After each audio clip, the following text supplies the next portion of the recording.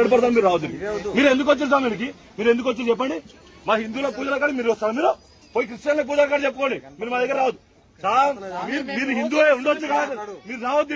మీరు రావద్దు స్వామి, మీరు రావద్దు. మా గుడికాడికి మా గుడికాడికి మీరు రావద్దు స్వామి, మీరు రావద్దు స్వామి. మేము సౌండ్ తక్కువ